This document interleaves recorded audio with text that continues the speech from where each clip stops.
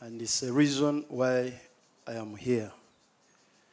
Your Excellency, your contribution to the coffee industry in terms of the quantities and the quality and the market is not disputed.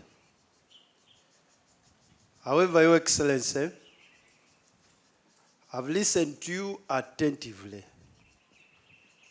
and your proposals,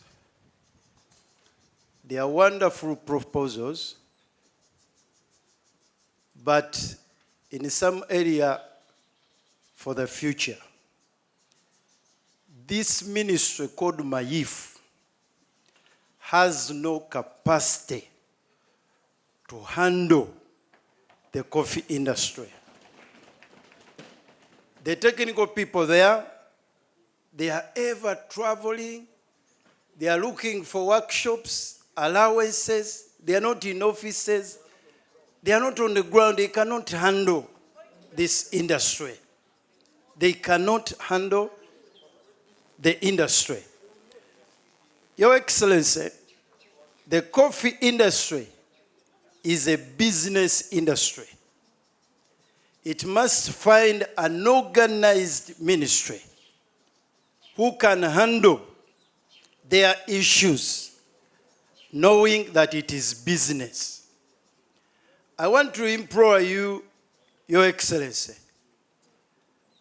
the concept of the ministry handling is not a bad concept, but let us first build the capacity of that ministry, get it organized so that we can hand over, so that this coffee industry which you have built, I am not among them. I've said I come from a coffee background. I clearly know your contribution. But should we hand it over to MAYIF in that state, the industry is going to collapse. And the 12.5 million Ugandans who earn their livelihood from coffee, they are going to be affected. Secondly, Your Excellency, the coffee industry has a very sensitive market, very sensitive on issues of quality. And the quality industry is based on accreditation and certification. When they are certifying or accrediting, they base on a system which is already built. They base on manpower who are specialized, and Uganda has invested in those. But what we have now, the moment we simply transfer the roles of UCDA to MAYIF, we are going to lose some of these accreditations and certifications that will heavily affect our market, and it will heavily affect our incomes from coffee. Your Excellency, I want to implore you and ask you humbly that it would be better to postpone the transfer of the roles of UCDA to MAYIF so that we can have time and organize that ministry to build their capacity to handle this very strategic industry, which is a backbone to our economy. I implore you, Your Excellency. In 1959, there were only about 4 sub-counties out of the 55 sub-counties. There was Ndeja and Bwongera and a bit of Chizova, where there was some coffee being produced. And then around 1958, they started introducing some tea in Kyamuhunga. Otherwise, that huge area, we had no cash crops. No cash crop at all. I am here. I'm not coming from anywhere. I am here. No cash crop. We had bananas, we had cows, but no cash crop for the majority of the area. And there was a census in 1959, so I don't know what they captured. You can tell me what they captured if they could show. So therefore, this small island of the three C's and the three T's were a small island in the midst of money economy, surrounded by a sea of backwardness, of not poverty, but lack of money outside the money economy.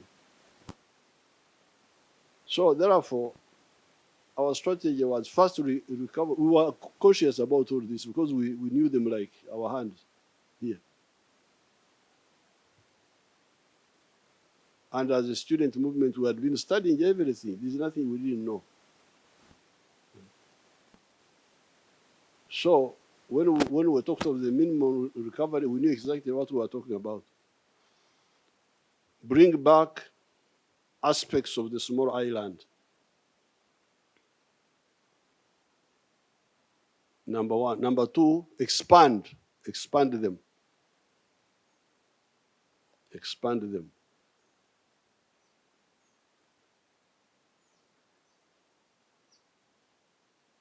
That's how, for instance, we didn't bring back the 23 million kilograms of tea, which was the highest in 1970, and yet it had shrunk to 3 million kilograms. By now, before the problem of the prices came in, we're at 60 million kilograms. There is some issue about quality and so on, which the people can talk about, but definitely there was expansion of the tea. So, bring back, expand. But number three, diversify. Diversify. Committee in Parliament, and we appreciate your approval as leaders in Parliament, as a SEC. I want to agree with you and appreciate the points you've given us, in especially how you've developed the argument that we must be outward, inward looking in terms of the global demands and the enterprises, and you elaborately told us how to do this. It has been the concern of colleagues that what will happen indeed if we are unable to selectively, deliberately determine the quality of these products. And that has been the cry why we are saying the Coffee Development Authority has helped us to generate the quality.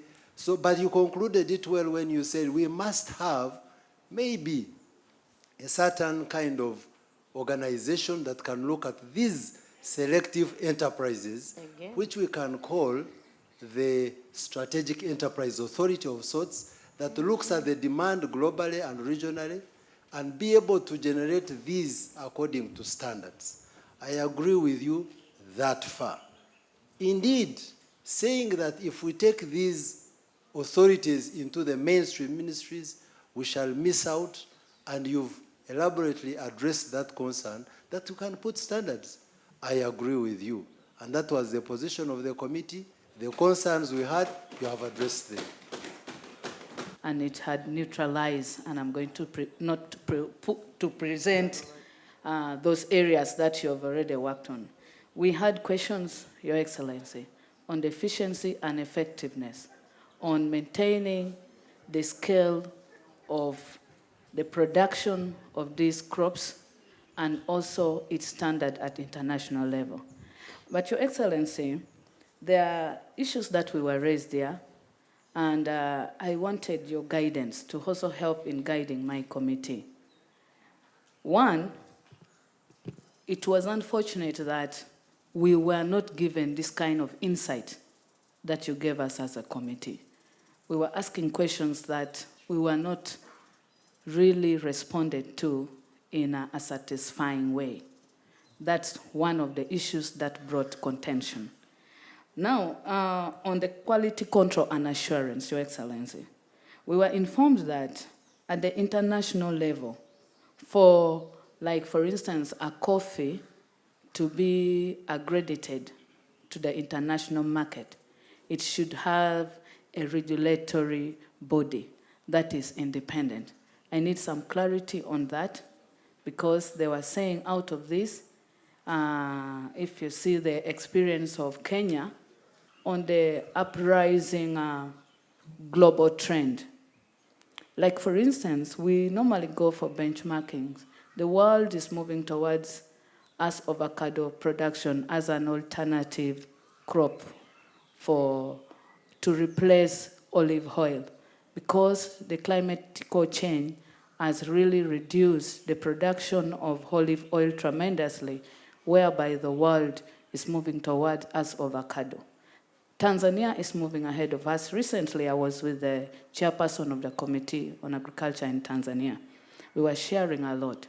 The Europeans, investors, have learned about this trend, and they're flogging in Africa to buy land, and they are producing this as avocado.